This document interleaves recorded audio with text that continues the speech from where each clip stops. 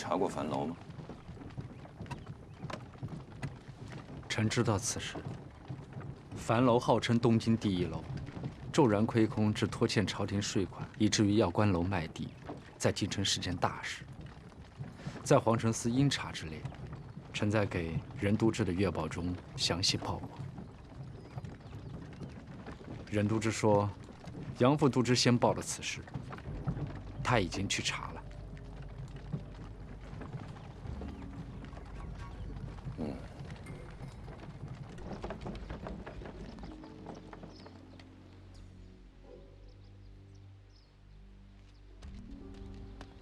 官家，换布辇了。樊楼的事，你去查清楚那个勾连樊楼掌柜，要以低价收购樊楼的商人底细。是。也去查查，什么人会接手樊楼。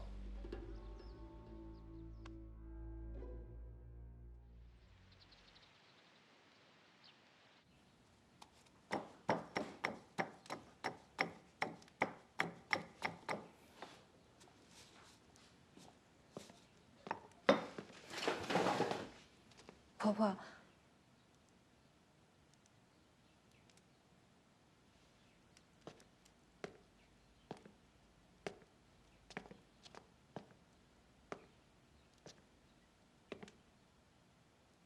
怎么也不请我吃盏茶吗？婆婆恕罪，蓝条一个做粗活的。 不曾想还能有机会伺候婆婆吃茶，有些受宠若惊，手忙脚乱了。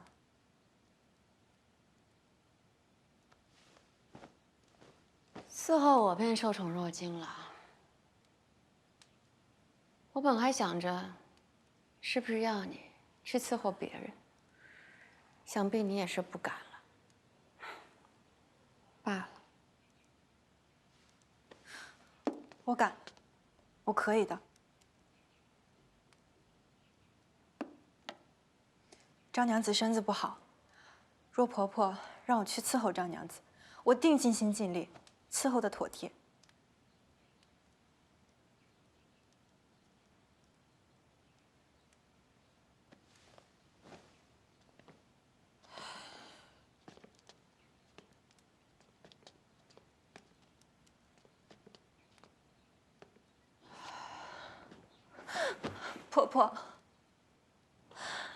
婆婆是让我代替张娘子伺候官家。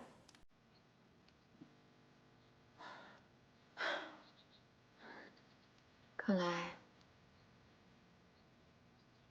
你是早有此意啊。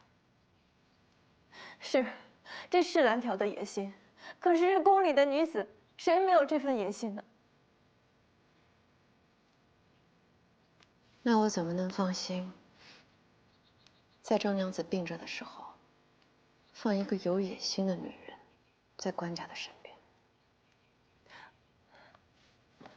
蓝条不敢瞒婆婆。如果说年轻的时候，我或许还会有这份妄想。可是如今，日见官家如何对张娘子，我难道还不死心吗？只有借着张娘子的圣宠，成为张娘子的人，在她力不能及的时候帮她一把，才有可能得到官家一丝好颜色。帮她就是帮自己，害她就是害自己。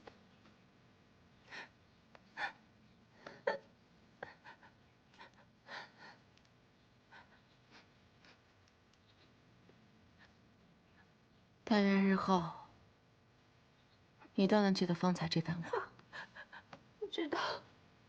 千万别害人，害己。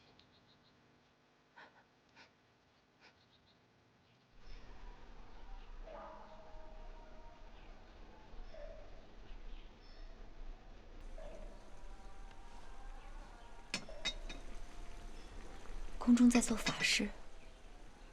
谁？三皇子没了。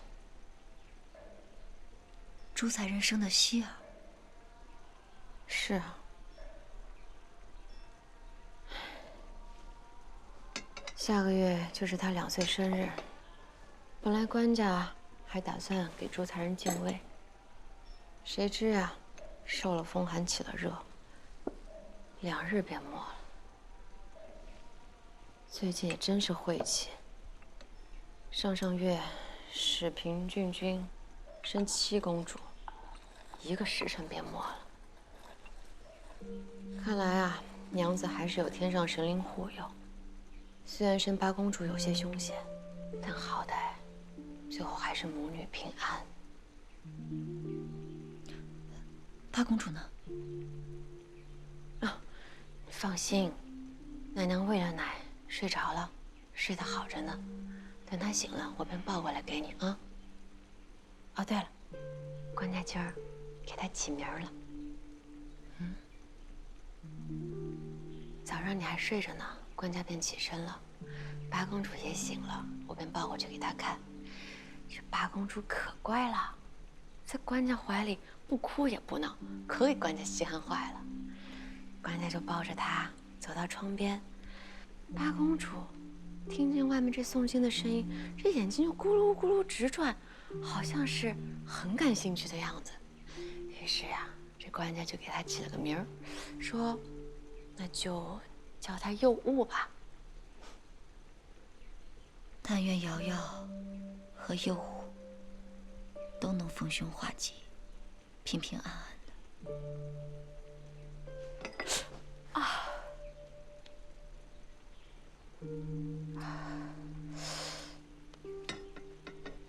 我最近总是觉得没劲儿，这都快出月子了，一下床就心慌，一天12个时辰，醒着的时候还不到2个时辰。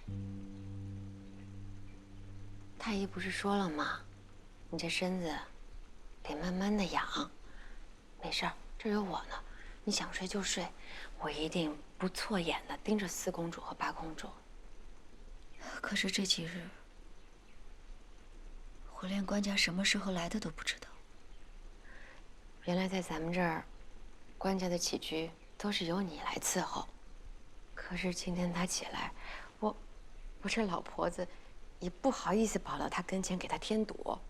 可是看了看周围吧，又没有一个齐整机灵的人，所以我就跑到杂物间去，把蓝条给叫过来伺候了。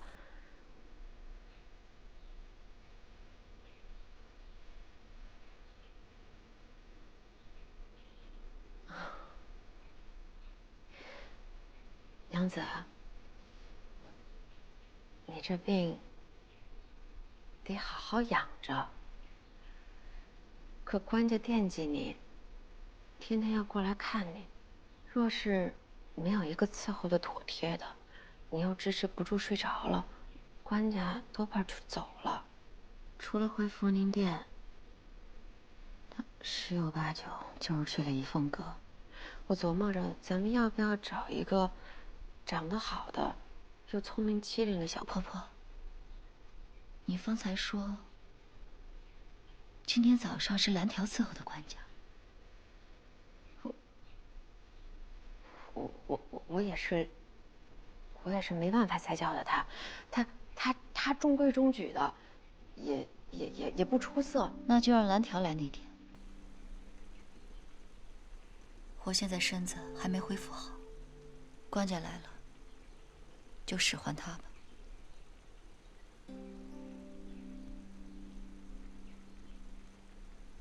啊。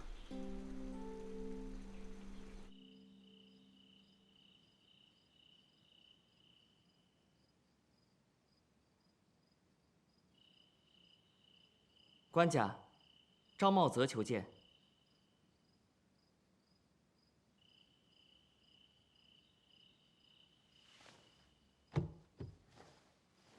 过来吧。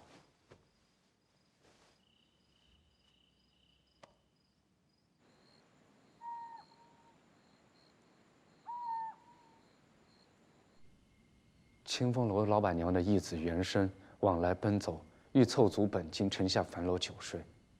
此人官家也许还有些印象，少年时便使计接出来，舅母通奸贪官，贪没自家财产事。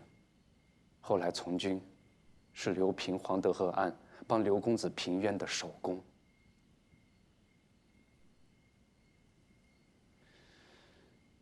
有件事，臣一直未禀明官家，并非是故意欺瞒。原生姓梁，是当年梁家的孩子。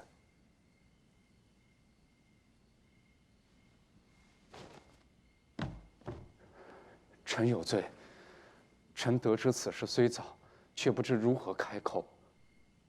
臣知官家一直藏着当年梁家出殡时的纸钱，对梁家。梁元生的身世，早在他发配从军时，朕便知道了。你的这点心意，朕倒是明白的。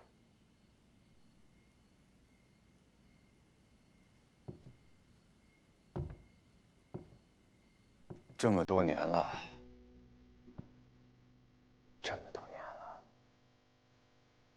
你是知道，朕不曾有一日放下心中对母亲的愧疚。朕甚至不敢想她，不敢去拜她。在朕得知袁生的身世后，朕就有些羡慕他。这梁家的孩子，能替母报仇，也能把恶人入罪，何等的淋漓痛快！便算是中间有违例之处，充军又如何？他心中定是比朕舒坦100倍。官家不是为自己，官家身上的担子太重。若是朕便一意孤行去见母亲，大娘娘会怎样？寻机会废了朕，加害母亲，故意乱政，她会。大宋又如何？百姓又如何？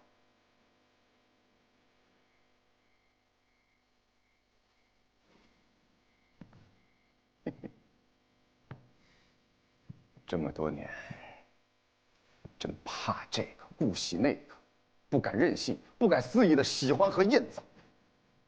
可还是要地震，还是要雪灾，还是要有成千上万的难民冻馁。天意，天意究竟是为何？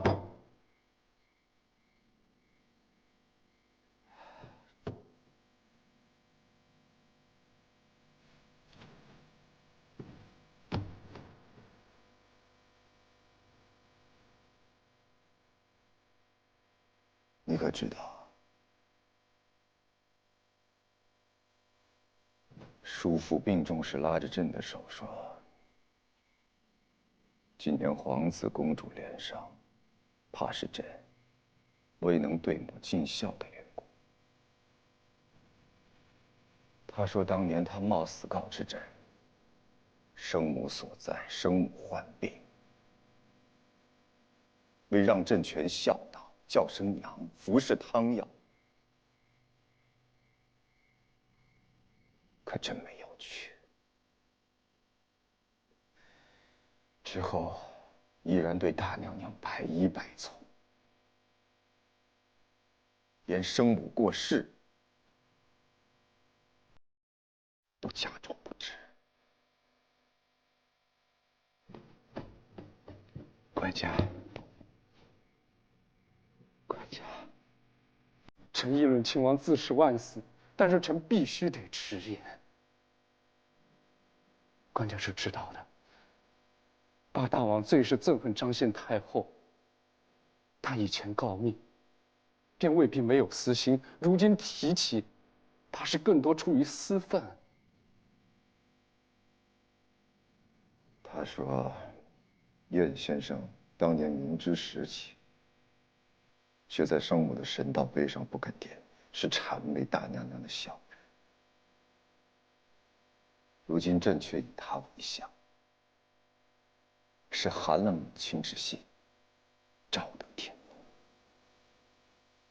晏相公，当年数度因忤逆太后意思被变，八大王久病，且晚年臣迷占卜星象，怕是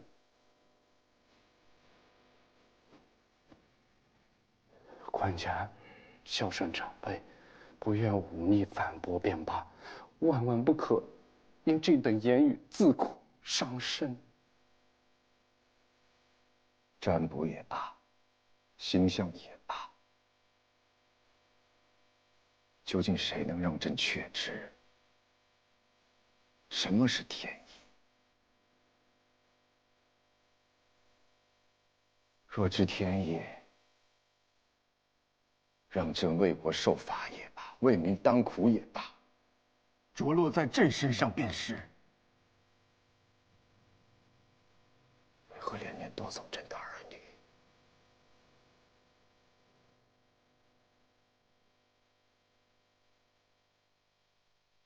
可是谁能告诉朕，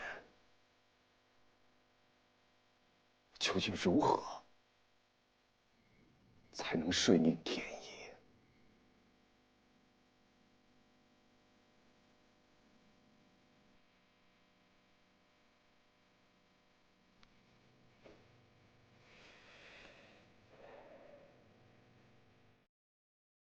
你们一人提着一盏防风的灯，路上小心着照看好公主。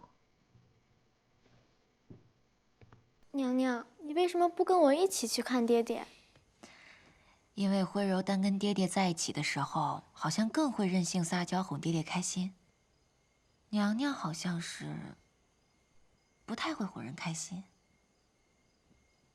梁元生在刘平案中立了首功，朕记得给了他不少封赏。后来呢？后来他跟随韩相公往陕西，韩相公调任，将他推荐给嫡亲将军，深入西夏1年，又是策动西夏民变的首功。可是不知道为何，他只领了赏金，推去了官职，许是真心想从商吧。那个陈姓商人和原来樊楼掌柜呢？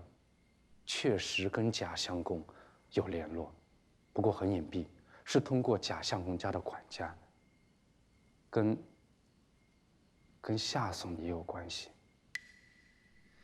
贾相公以此入吏的10具臣已经拿到，夏书相那边臣还在查，有了线索，但未有实据。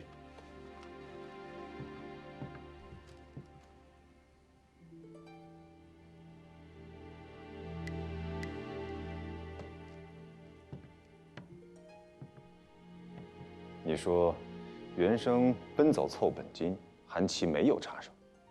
据臣所查，没有。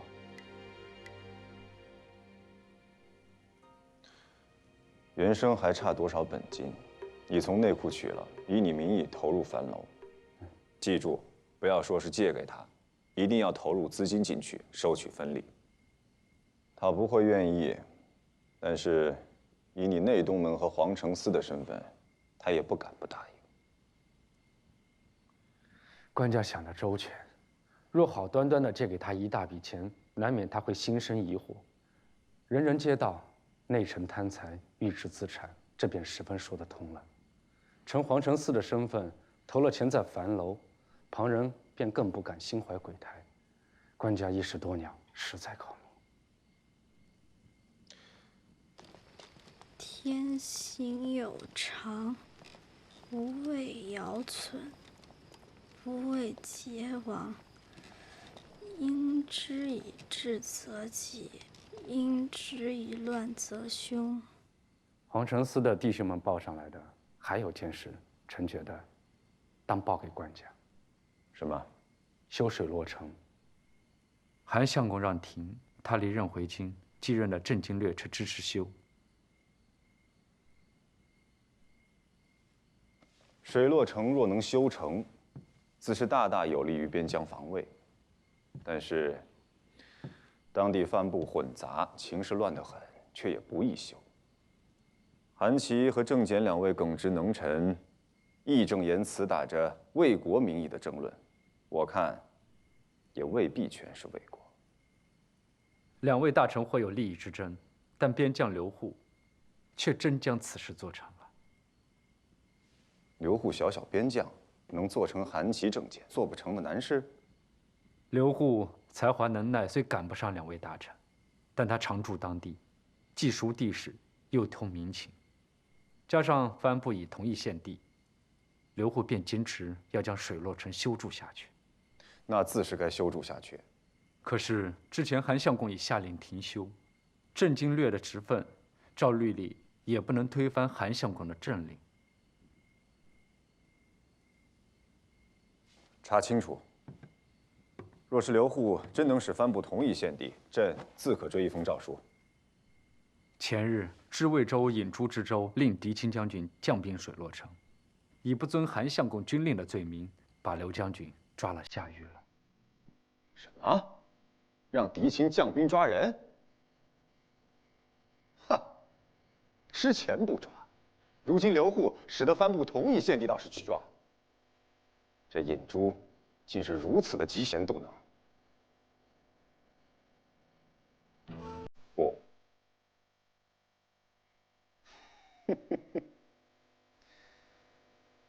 朕懂了。郑简举报滕宗亮，尹朱一向与欧阳修、范仲淹为炮，自是要打击郑简。郑简支持刘祜，便要打击刘祜，不能让他立功。这便是所谓君子。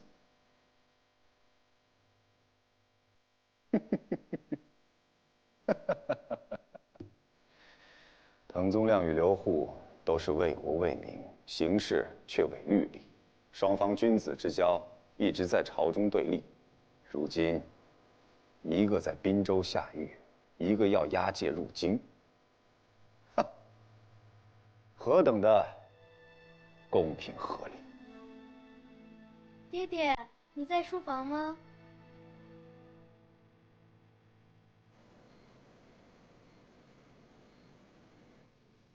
这么冷，跑来找爹爹做什么呀？啊？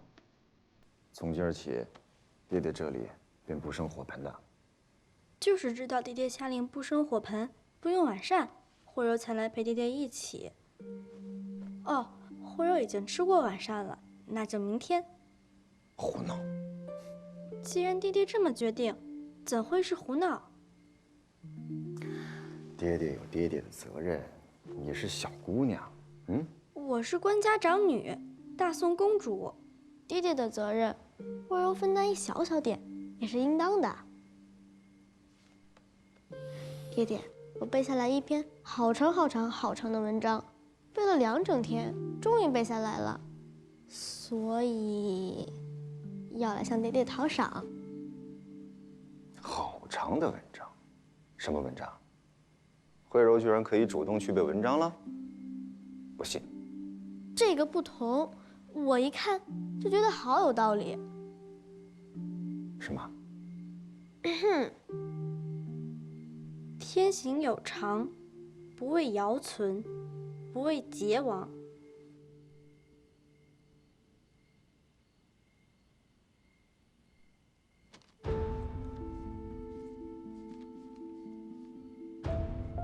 臣符文原陕西4路经略郑简举报滕宗亮在任上滥用公用钱，而监察御史梁坚更报称滥用之数达16万之巨。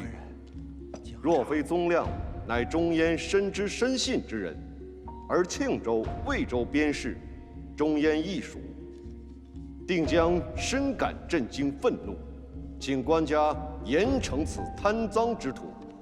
然中焉收支边城军费开销，支配用度。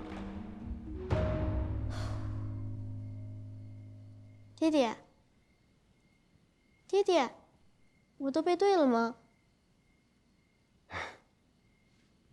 你怎么想到去背荀子的文章了？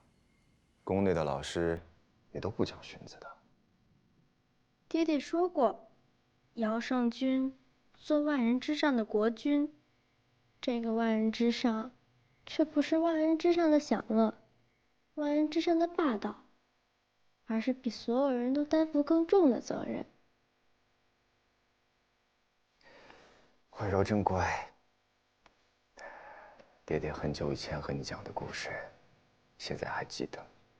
慧柔记得，因为那时慧柔问爹爹，为何被褥的颜色都洗得不鲜艳了，还不舍得扔掉。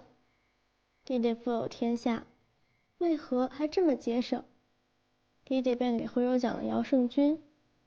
爹爹说，虽然永远不及尧圣君万一，但每个帝王都是要学一学真正圣君的为君之道的。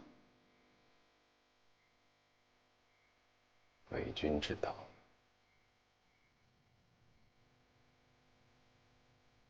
为君之道。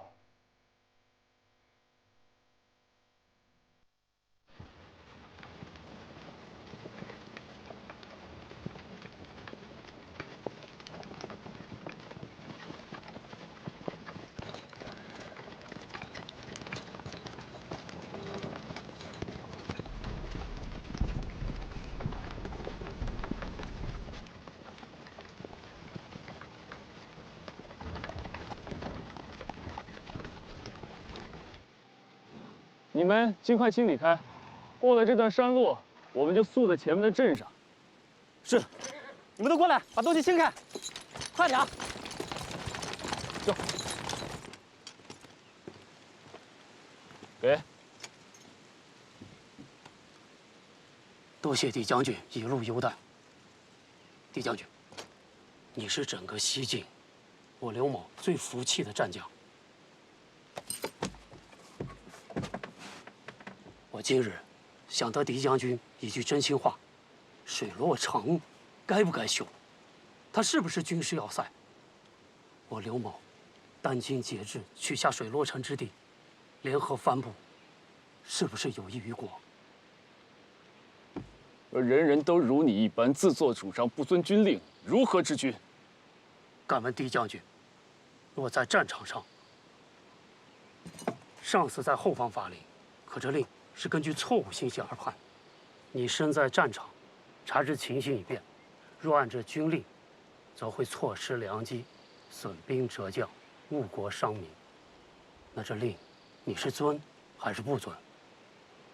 更何况，水洛城一事，我到底有没有违反军令？我自己甚是糊涂啊。是，韩相公任经略之时，是说禁止修城，可那时好水川兵败，军心溃散，藩部不服。等到情形有了转机，可韩相公已赴他任，四路都总管兼安抚使郑检巡视至此，我极力劝说。郑检多方考察之后，已应允修城。这就是你装糊涂了。郑检已经不再领魏州事，你的顶头上司是知魏州的引诛之首，郑安抚使已经离职，还越权干预旁人的辖区事务，以一将士兵助你修城，这就是蔑视尹知州。刘将军，你并非第一日为官，别说你真的不懂。无论哪位上司，谁许我修城，谁就是好上司。我刘某，身家性命都可赋予他。但请将军尽力游说，无论哪位大臣，万不可放弃水洛城。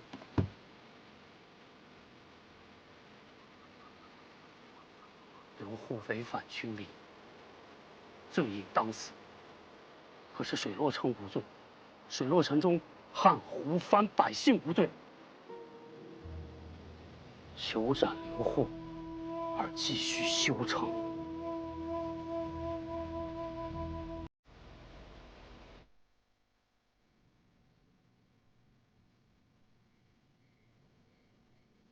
爹爹已经夙夜忧思，又安抚灾民舍米，又低价售炭，就不要减善了呀。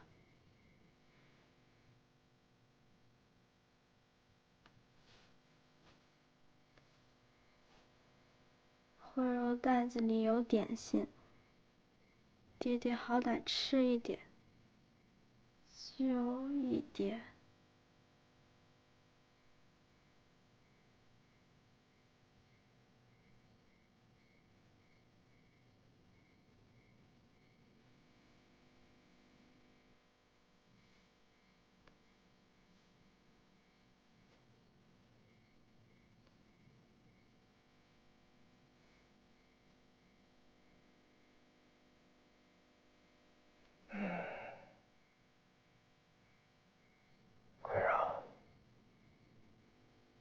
爹爹告诉你个秘密，于正，爹爹虽然做的不是最好，但问心无愧。爹爹只对一个人特别的问心有愧，他便是你的祖母。每一次天灾罪劫，其实爹爹都是在向他忏悔。爹爹求的，就惩罚爹爹一个人。不要，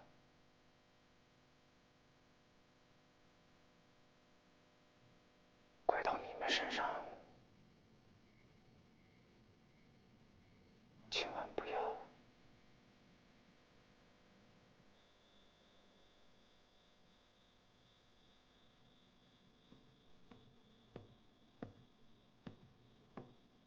夫君，还不歇息吗？若还要熬着，玉壶去煮些夜宵来。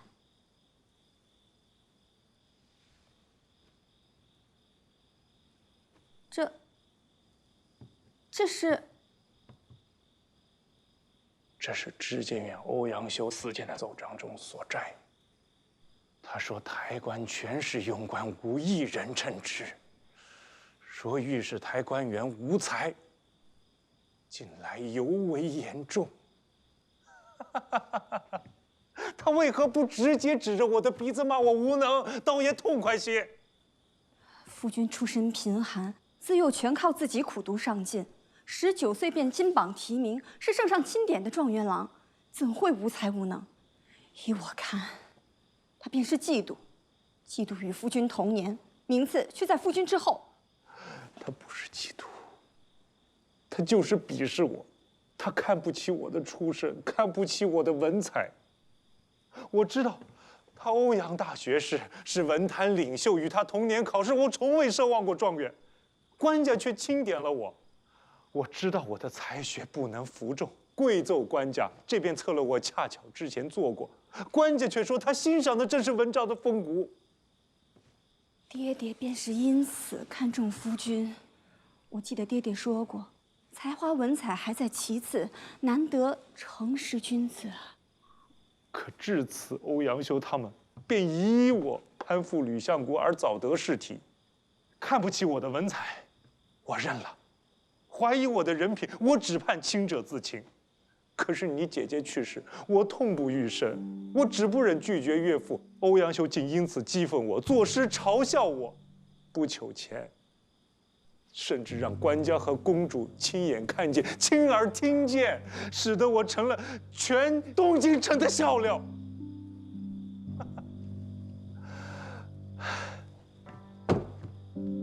这我都努力地忍了。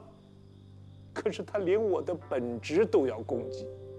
他说，御史台官员无一人可用。他说近年尤甚，近年尤甚啊！欧阳修啊，欧阳修，你实在是欺人太甚了。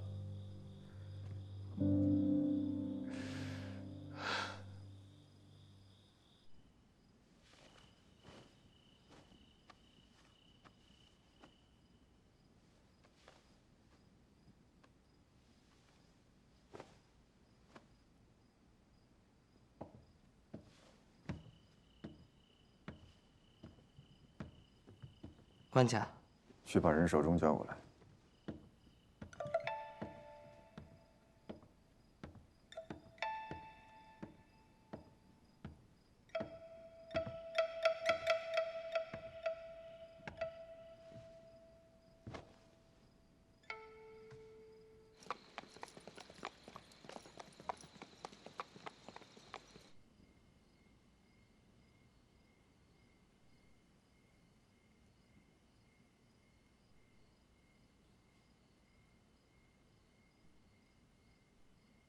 燕相是修的作诗，对修有知遇之恩。学生本不该如此造次。欧阳学士乃天子门生，本相不敢以作诗自诩，同殿为臣而已。欧阳学士一向犀利，对不平之事、不屑之人，口诛笔伐，毫不留情。没得罪的同僚，怕是一个巴掌都数得过来。3、5行字，骂遍整个御史台。霸气。休所言，皆是事实，从无造谣构陷。若是因此得罪了同僚们，那也是身不由己。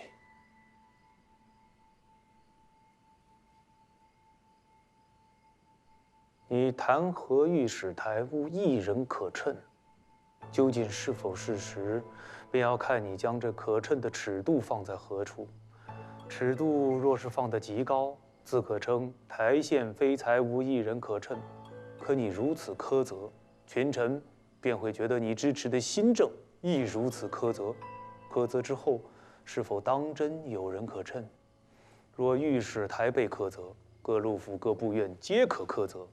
戍边将帅不敌元昊，无一人可称；治河官吏难易水患，无一人可称；司天监不能预测雪灾，无一人可称。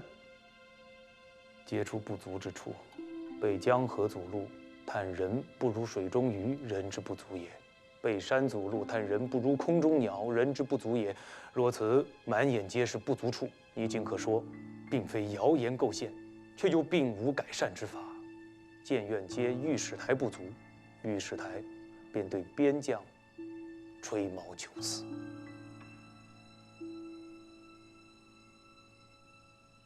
燕度到了滨州，先查滕宗亮在庆州时的账目，比比清楚，并无侵其入籍，但是有若干授予边将和馈赠过往官员的款项。于是燕度便将名单所设，一一拘捕拷问，竟然将滨州的牢房都占满了。查勘不得上刑拷打，受审人耐不住，攀咬甚广，就连崇世恒、狄青等名将都在其中。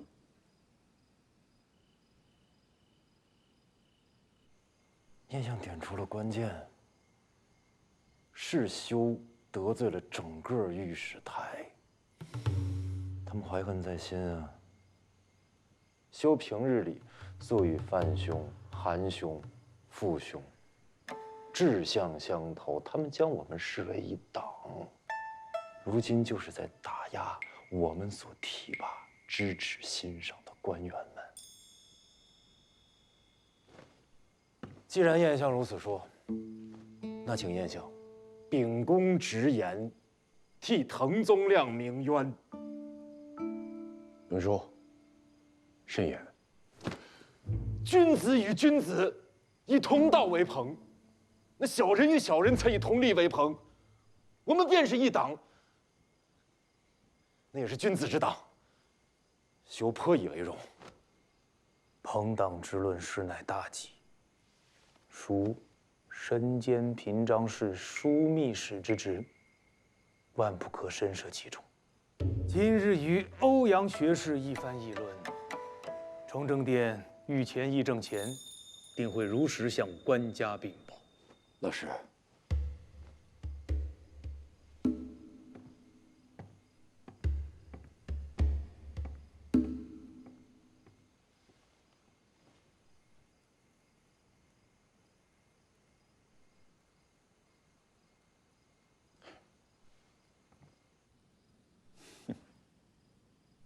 可见，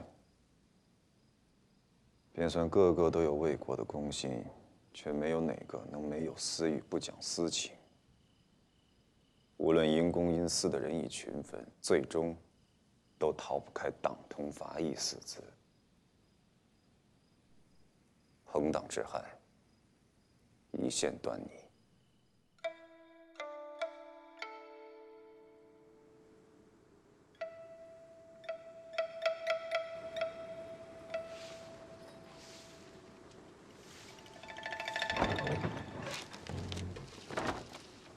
您是先生？汉臣？边境出了何事啊？竟然来到京城？狄青是私自进京，求见先生。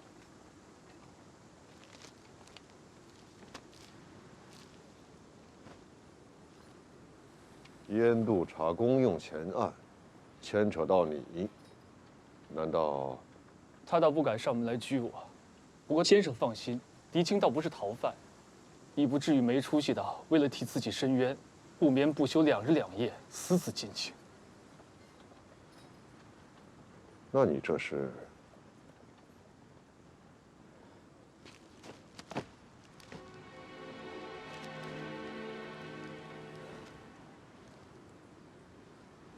只为水洛城，水洛城比谁都重要。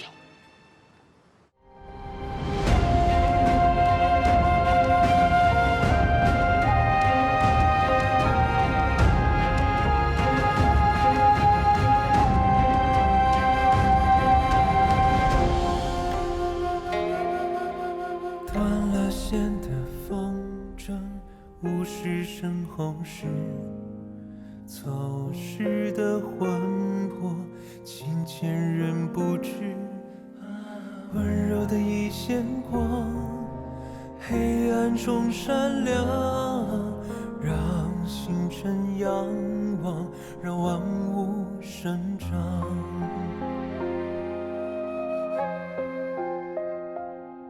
多情从被无情伤，不思量，自难忘。早生华发，笑我无言吐悲伤。多情总被无情伤，情深别来无恙。向着光的方向，为世人点亮了无尽的伤。